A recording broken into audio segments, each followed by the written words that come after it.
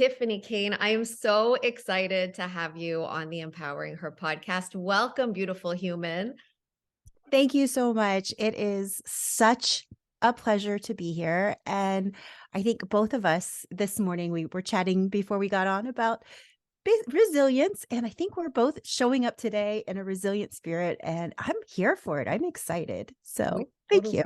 are, aren't we? And it's great to have you. We were just talking about Tiphany was on a late night flight last night. She's in Pacific time, so it's like 7:15 a.m. for you. You're such a trooper. And I'm here with COVID, but we're here because Here. this is the stuff that lights us up. Like that's what I said to myself. Remember when I contacted you a few days ago and I'm like, I don't know if we should do this. I don't know how I'm going to be feeling, but like I woke up this morning not feeling the greatest, and the thought that you and I were going to speak actually gave me energy. So I'm excited. I'm excited that we're here together. And Tiphany, you and I met through a retreat, right? Like I feel like the first time we saw each other was at a retreat. We'd been following each other on social. I find it so amazing how through these joint connections and joint experiences and passion projects where we really get to connect and attract our tribe and our group of women. Have you found that as well with these events that you attend? Absolutely. It blows me away, especially with our story. Let's talk about our story. I've followed you for a long time. And when I realized you were at the retreat, I was like, wait, what? What? I followed Melody and her work. I had heard you through somebody else. I can't even follow the breadcrumbs back to who I heard you through, and just loved your work. I love what you do. And it was so thrilling to me that we connected. And I feel like now that we're able to get back in the world and make those real life connections, they're so much sweeter and so much more powerful. And we're here talking girl life empowerment.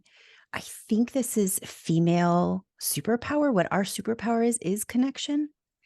And I think for a long time it was taken from us, not just COVID, but like patriarchy and all of that. Like our true superpower of women coming together and connecting and collaborating, like we're an unstoppable force Mm. when we dig into that power. And we've been trained for centuries to not trust that power, to distrust it, to be jealous, to be whatever.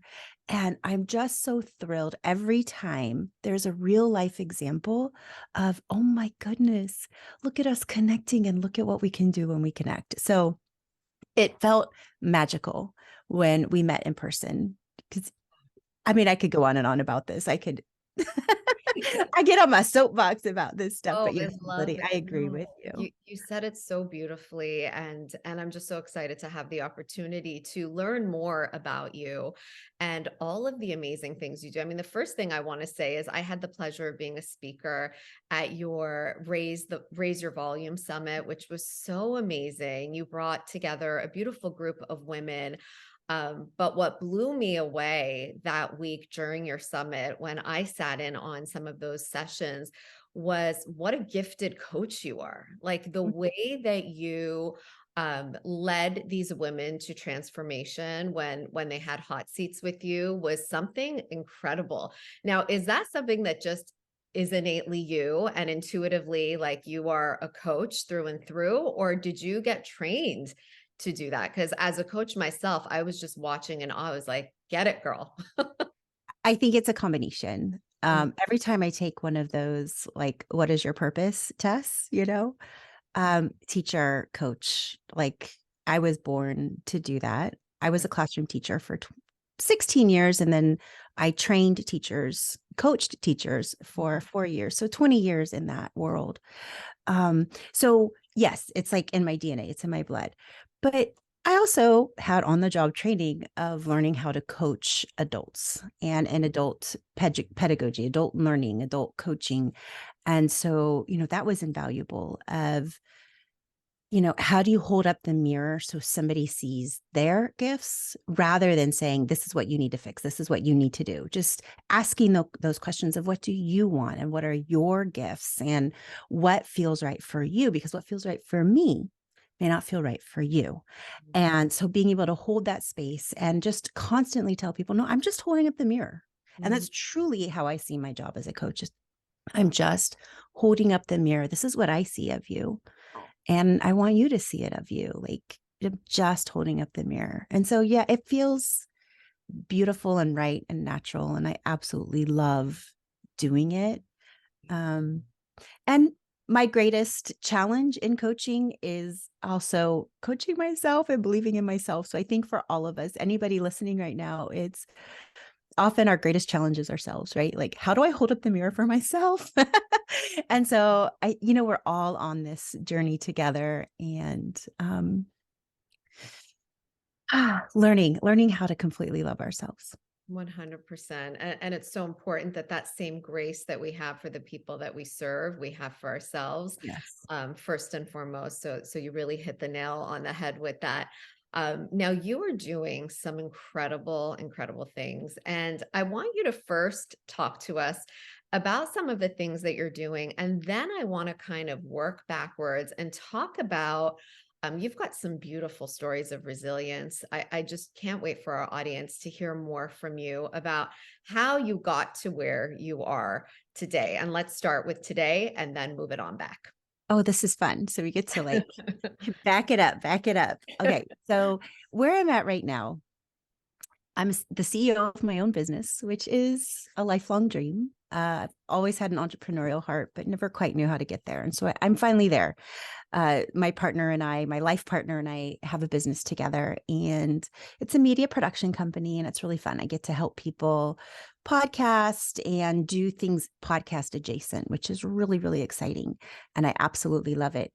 But what I really do, what I'm really passionate about is helping women. I mean, you heard it in my summit, raise the volume of your voice. Like, that is my mantra, raise your volume, raise your volume. Mhm. And I'm very passionate. I'm starting a charity. I have a project that I get to announce probably in about a week that I Ooh. think is going to change the game for women in media, in podcasting. Okay, so all of the work I'm doing with my Raise Your Volume Summit, my podcast, is really wanting to have women step into their power. I get on my soapbox about this. We have been trained for centuries to think that we don't have a voice. We've been erased from the history books. Especially if you're a woman of color, especially if you're a woman of low income. And, historically, women have been low income because we weren't allowed to own property. I mean, my mother's mother, my grandmother, couldn't have her own bank account, right? Women didn't start having bank accounts until our mothers, right? It Mhm. was, you had to have a man, a male kin, a husband, a father on your bank account with you, and they had control of your money. Well, if we don't have control of our money, how do we have true power? Because that's what the world runs on. And so for centuries, women's voices, women's stories, women's contributions have been overlooked and unheard. Well, we live in a time where all of those barriers have been knocked away, right? We can start a podcast for very little money, and our stories get out there. We can have a blog, we can have a YouTube channel, whatever you want, you name it, we're able to get out there. Just there's no more gatekeepers saying, I'm sorry, women's voices can't be heard, your stories can't be told. And so it's time. It's time. There's not a single woman out there that doesn't have some sort of incredible story and some sort of incredible contribution to give the world. And I'm just really passionate about helping to lower those boundaries, get them out of the way, and help more women get out there and get their story told. Whatever that story is, sometimes the most seemingly simple stories are the most powerful stories because they're stories of connection. They're stories of, hey, there's someone out there going through the same thing as you. Or there's stories of inspiration of look what she overcame. Or there's stories of innovation, or there's stories of social change of, I love disruptors. I love people that say, heck no, this isn't the way it's going to be. And heck yes, we're going to change it, And so that's my work right now is doing anything I possibly can to get more female stories out there. That is absolutely amazing. You're such a testament to that. And how amazing that you're giving women a platform and you're expressing to them that your story matters. Like, you Mhm. don't need to hide. And when we come out of hiding, we ultimately empower the masses, right? Like, it's not even about the masses, but it's about that one person who hears something that resonates with them, that inspires them in some way. So thank you for doing that incredible work, because we need more women like yourself, stepping out there and sharing their true magic, their authenticity. It's such a beautiful thing. And I always say, like, we all have so many stories that lead us to the place that we are, to the things that we're doing. Everyone in this community knows what led me to start GiRLiFE, and it didn't always come from things that were easy. In fact, it came from a lot of Mhm. strife and a lot of challenge. Yes, yes. And I would love for you to share a little bit about your own story of resilience. Like, what brought you to this point that you're doing what you're doing? I was raised deep, deep in the patriarchy. I was raised in a very strict, very, many call it a cult religion, um, super patriarchal, super, women's place is definitely subject to men, subject to our fathers, subject to our husbands, subject even to our brothers. Even if our brother was younger, they had power over us, right? And um, it left me feeling so lost, right? Like, I was a very religious young woman. I did everything I could to do everything right in that religion. I loved it so much. I was so quote unquote righteous, so there for it. But the older I got and the more barriers and walls that came down around me, the more I realized I just don't belong here. I got in so much trouble just for asking questions, and I was passionate. I was curious. I studied. I cannot tell you, I've read the Bible back and forth multiple times. I have studied. I've just dug deep. And if I was a man, I would have been totally fine, right? Like, I would be lauded for that. But as a woman, I was told I didn't have faith. I was told I shouldn't question. I was told that this wasn't a woman's place to ask these questions. And it just, my fire was getting doused over and over and over and over again. And I had so many questions, and I just started realizing things didn't align, and they didn't align with the way I saw the world, and I believed in the world, and I believed in humanity. One of the big defining things was I had a dance teacher in high school. He was a high school dance teacher, and I took a dance class in high school, and he was great, and he loved the kids, and he allowed our creativity to flow. And it was like a space where I felt really free, and he happened to be gay. Mhm. And in my life, I had never met somebody openly gay. Now, a teacher in the South, openly gay, quote unquote, is not super openly gay. Okay. Like in 19, this was, late 1989 and South Florida. And, but he was gay and we knew he was gay. Um, and I just thought he was the greatest. Like, I just loved him. And I remember going to one of the elders and saying, I don't understand. He's a good man. He has spent his entire life helping kids, helping young people, and doing good in the world. And I don't understand how God could say that he's bad.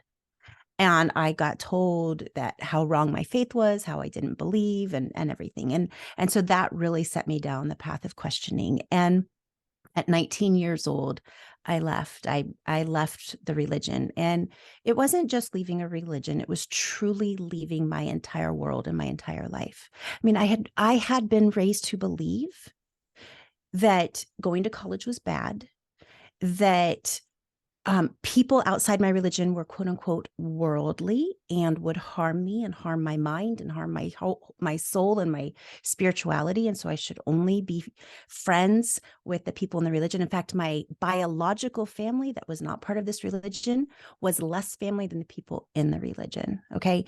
So you've got to understand, leaving this religion is truly leaving your world that you grew up in. And at 19, I packed up my little blue Toyota Corolla.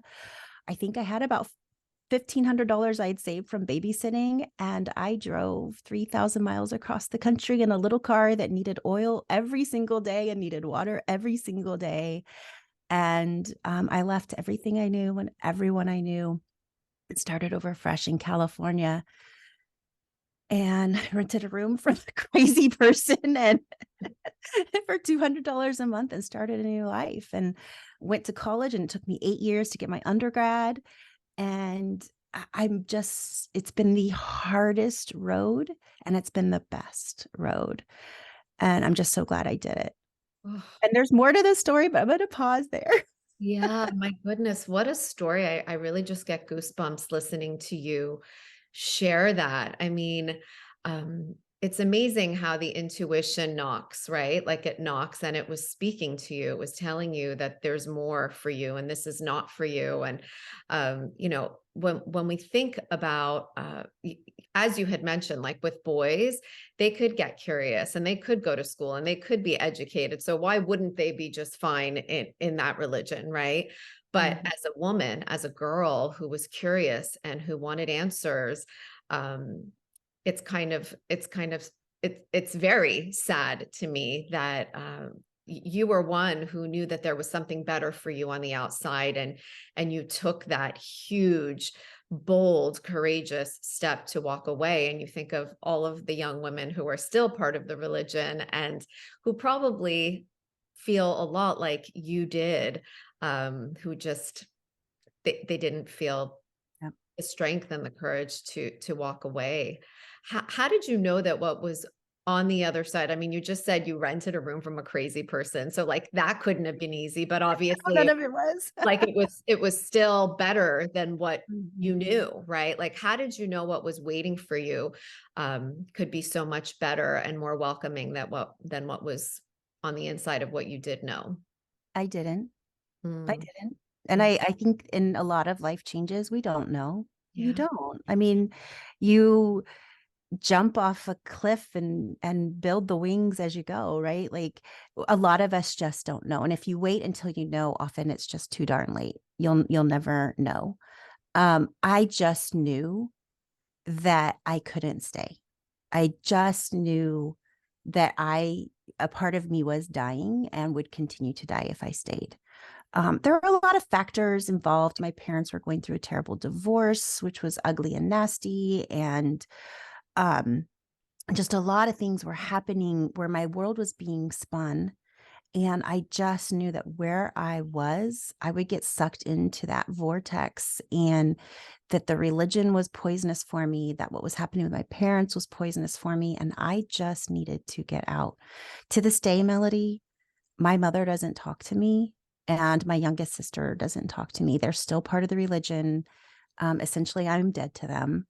My decision truly made me lose parts of my family and every friend I had made to that point.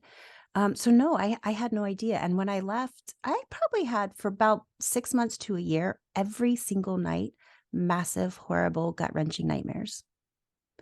And so, what I want everybody listening to hear is when you make big, giant life decisions and life changes, very rarely are they easy. Very rarely are they like, la, la, la, la, angels come from the heavens and this is the right thing. And I know it's the right thing. And this is great. Often we're just going off of what is happening right now for me is not right. And I just need to take steps. I don't know where I'm going. I don't know what's going to happen, but I know I need to make changes and I need to make steps. And sometimes they're small little steps, and sometimes it's a giant earthquake. I mean, when you think of the geology of the earth, Yeah. giant mountain ranges are created from tiny little earthquakes. And sometimes a giant cataclysmic earthquake creates huge changes, right? Like changes happen in both ways. And I think it's for us as well. So sometimes we're creating tiny little earthquakes in our life, and sometimes it's a big, giant, cataclysmic thing that we just have to take the leap. And either way you do it, it's not easy. But if you listen to your soul and you listen to your heart and you listen to your intuition, it'll guide you and you'll get there. I think that's the best advice. That really is the best advice, because I know a lot of people hearing your story are like kind of like myself. I'm like, but how did you know? How did you know you could do it? How did you take that massive action? But you listened to your heart and your Mhm. soul and your intuition. Yeah. And what came next, Tiphany, after that? So like you rented the room, you moved to California. What then? So a lot, a lot of cool things happen, a lot of uncool things happen because that's how life is when you're 19, 20, and learning how to. I had lived so religiously sheltered that I had no idea. I had no idea about boys, like dating. I didn't in my religion, you date to get married. And so often the first person you date is the person you get married. I had no idea about dating. I had no idea you could date to figure out what you want in life. Like that was not a concept I knew. So you can take the girl out of the religion. You can't always take the religion out of the girl, right? So I ended up marrying pretty much the first person I dated out in California. And there was so much of my training inside of me as far as the man is the head of the household and you're subject to him. So much of that I did end up spending 20 years of my life, 19 of years of my life with a man who was not right for me. It ended up being abusive on many levels. And I left after 19 years. So that was another cataclysmic shift of I have two young children and I need to start over. And I knew I needed to do it quickly. And I pretty much walked away from my house. I walked away almost with nothing, right? I packed up my car and moved into a little 1-bedroom apartment with my two kids and started from scratch. In fact, I had because my young son was new, he was 4 when I got divorced. I had spent the previous years, one of those years I didn't work, and the other 3 years I only worked part-time as a teacher, because I was a mom of 2 young kids, and that's what our family decided to do. So it was truly my first year back at work full time was my first year divorced, and it was massive. It was cataclysmic. It was the hardest thing ever, but it saved my life, Melody. It Wow. literally saved my life. When at the end of my marriage, I had been hospitalized 2 different times for almost unknown reasons. Like nobody could figure out why my body was failing. My blood pressure was uncontrolled. I one time got taken to the hospital in an ambulance, and a code stroke called on me when I got to the hospital. And we could not figure out what was wrong with me. 6 months after my divorce, and I was on about 12 different medications. 6 months after my divorce, I was on one medication and healthier than I'd ever been in my entire life. And so it was the hardest thing I'd ever been through, but it literally saved my life. Goodness. So the only way out is through, right? Like that's what it is. The only way That's out is it. through.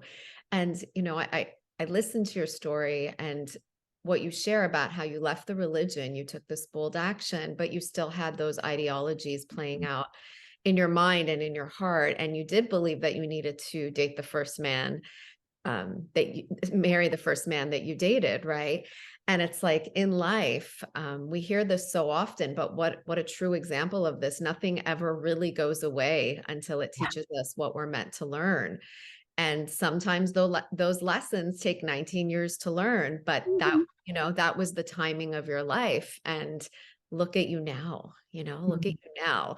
That's what I always say. Like we've got these big stories, these superpowers, like something that we teach in our curriculum is we teach girls that we're all born with superpowers. That's Mhm. just inevitable, right? Those innate gifts that we come into this world with. But the greatest superpowers are the ones that we acquire along our journey, right? Oh, Those stories of resilience, those really, really difficult situations that we would never, ever choose that shape our realities in the best possible ways. So I so appreciate you sharing that with our audience.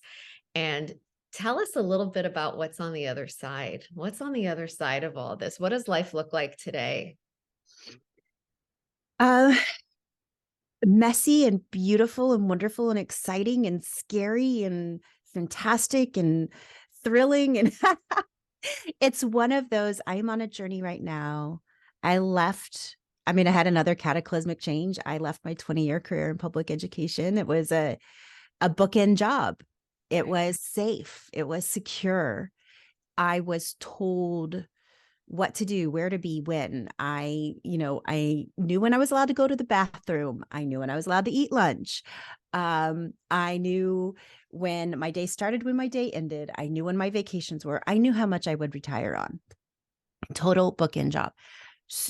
Teaching is in my soul. And so I absolutely loved it. But it got to the end where I thought, oh my goodness, I feel I'm suffocating. I feel trapped. I feel like there is so much more I want to do.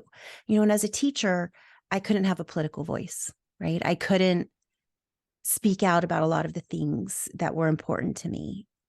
We have to run a very neutral line, like almost have no social media presence and nothing that would bother people, or especially as a woman, right? Like you cannot show your tattoos or show yourself drinking or show yourself on a political march. Like none of that could happen. Or on the beach in your bathing suit, right? Like none of that can Like being a happen. real human being, right? Exactly. Exactly. And it got to the point where I thought, here I am again being told that I can't be who I want to be. In fact, Melody, this is one of my favorite stories. And I think it's so important for people to hear this. I was going for a promotion at work. I had gotten my master's degree as a single mom with 2 young children, and I was going for a promotion at work. I had been moving up the ranks administration wise, and was wanting to continue it, and interviewed for a position I knew I was really qualified for and I do really good at. Didn't get it. So I sat down with my boss after, and there'd kind of been a couple times I tried and didn't happen. And I just said, can you please explain to me what's happening? Why am I not getting these positions? And this position in particular, like of all the people that applied, I'm truly the most qualified for this. This was my master's thesis was on this. This has been my life's work was on this particular topic. And she said, well, Tiphany, you're just too passionate. You're too passionate. You want to make too much change. It can be really overwhelming for people. And Melody, that was the greatest gift anybody could have told me. Because if she had said, well, Tiphany, you need more experience here and you need more experience there. And okay, well, then let me get that experience. That's fine. But no. She told me I was too passionate. And so what she was saying is, if you're going to stay here, you need to fit in our box. Your light is too bright. Your candle is shining too bright. It's bothering people. So change who you are and you'll do fine. And I thought, I came home and I really sat on it because I'd worked so hard for this. I'm under a mountain of student loan debt and all of that. You know what I mean? As a single mom up till midnight writing papers, and then up at 4:30 a.m. to get the breakfast made and lunches made and kids off to school, to be at work by 7:30 in the morning, like years of that. I thought, I've worked really hard to get here. And she's telling me that who I am is not going to make it. I have to change. And I've done that my whole life. I have changed to fit into somebody else's mold my entire life. My religion, my husband, like I bent myself in pretzels to fit what other people said I should be. And I just said, enough. So again, Melody, I leapt. I quit my job. Teachers don't make enough money to save a ton of money, especially when you're a single mom and you went to grad school and you're leveraged out your ears in grad school loans and trying to make it as a single mom in California, and rent for, rent for my 1 bedroom was $2,000 a month, right? Like it's hard. Right. And so it's not like I said, oh, I'm going to quit my job and I have a year's worth of salary to live off of in savings. No, I just said, there's more for me. And this, I will not dim my light anymore. And so I leapt. I jumped. And June I was when I was officially free. I flew the cage. And so I'm truly in the messy middle of entrepreneurship. Um, there's so many incredibly thrilling things about it, and there's absolutely terrifying things about it. And I'm totally open about that, right? Like I'm totally open with saying this is a hard road. There's a lot of sleepless nights, and there's a lot of, I work harder now than I've ever worked in my life, but I'm working on things I'm passionate about. And my kids see it. My little 12-year-old wrote me a note and he's like, "Mom, I am just so proud of you. I am so proud that you quit your job and you're doing things you love." So our kids see it, even when it's hard, even when it's difficult, even when there's big financial struggles. When you're on an aligned path, things work out. And so that's where I am right now. I'm definitely, Glennon Doyle did a podcast episode about it this past week, in the messy middle. And it's quite a beautiful place to be, really. It is a beautiful place to be. And I can't help but, what I heard, that word passion, like you left being a teacher, you left because you were told that you were too passionate. And you just told me that what you do now is filled with passion. So it's like, how could you have stayed there when this is your calling and where this is where you're meant to be? And where your story can inspire and encourage so many other women to also raise the volume of their beautiful voices, their unique voices. I mean, thank you. Like I speak on behalf of all women who are listening to this when I say thank you for, for making those moves, for not being afraid, or for being afraid and doing it anyways and showing us what's possible, because we need that, right? Whatever situation we're in our lives, we need to know that there's sunshine on the other side. Even though, yes, you said it's the messy middle and it can be difficult, but it's infused with light and sunshine. And that's what I think we all need to hear. Can I tell you a story that just happened on my trip? Because I think this really aligns. I love metaphors. I love when things happen in life where you're like, oh, this is such a metaphor for life. So I just went on vacation. My birthday was the 2nd. And so I went out and visited my family. My dad has a vacation house in South Carolina.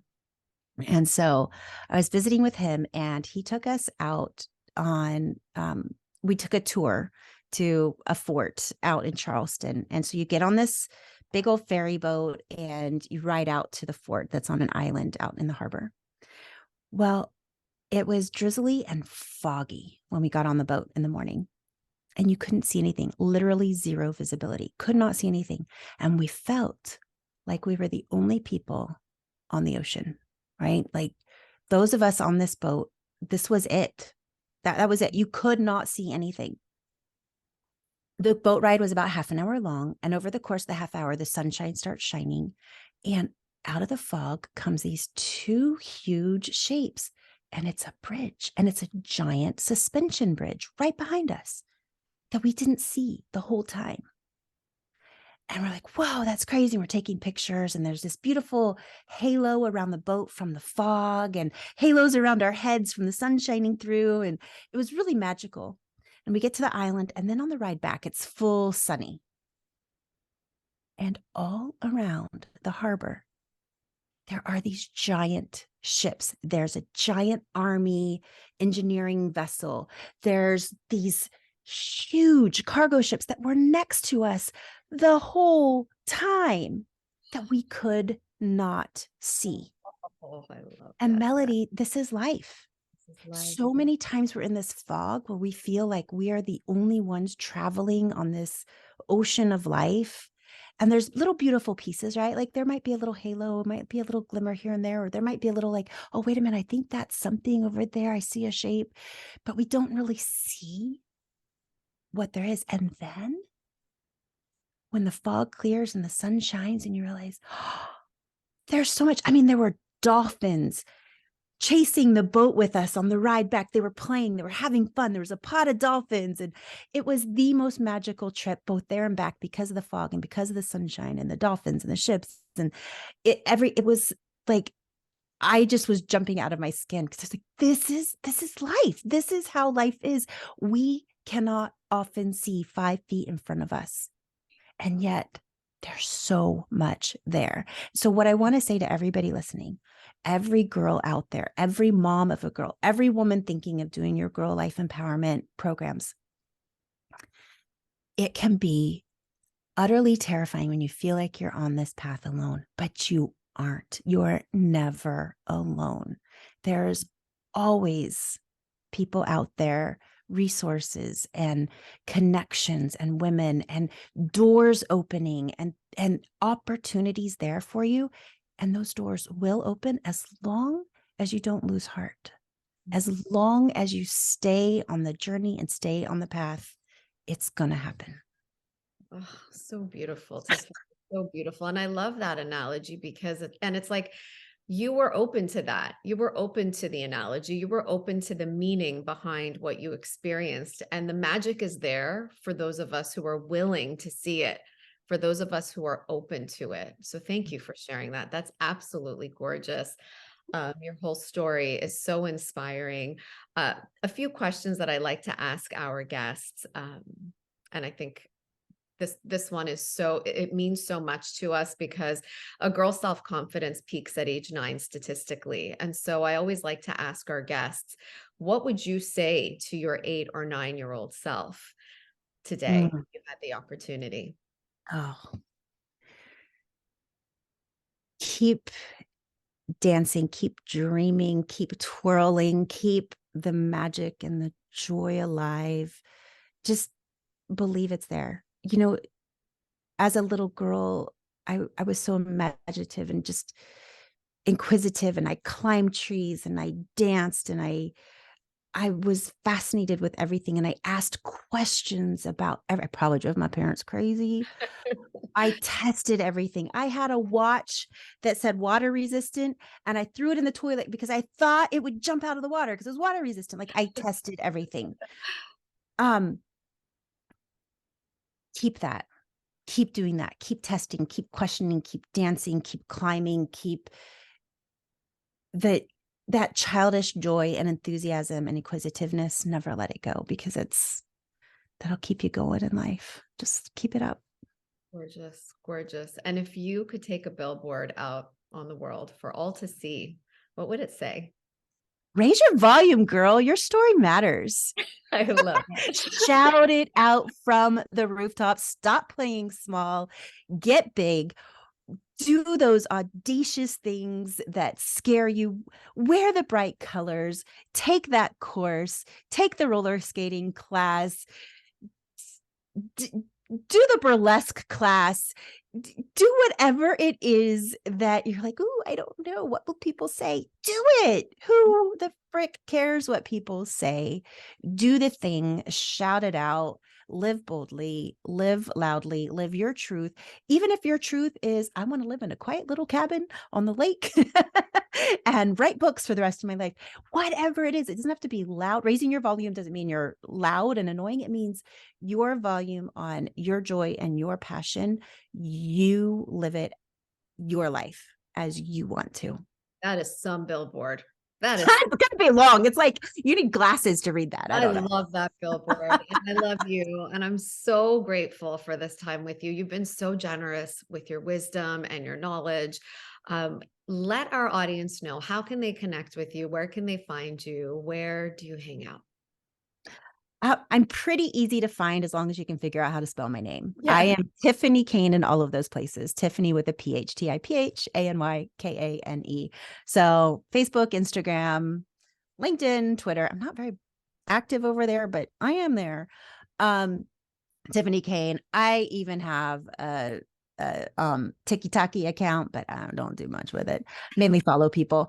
But yeah, you can find me, Tiphany Kane, all of the places. My podcast is Radical Audacity in Love and Life. I have another podcast just for podcasters, and I've got some exciting stuff in the works, Melody, that is coming out that I can't wait to tell you about. And I can't announce it yet, but there's some exciting things happening. So You piqued my curiosity. Everybody go follow Tiphany Kane so that you can hear about her announcement along with the rest of us when it's out there in the world. I'm cheering you on every step of the way, and I'm so, so grateful for your time today. Thank you so much. Thank you, Tiphany.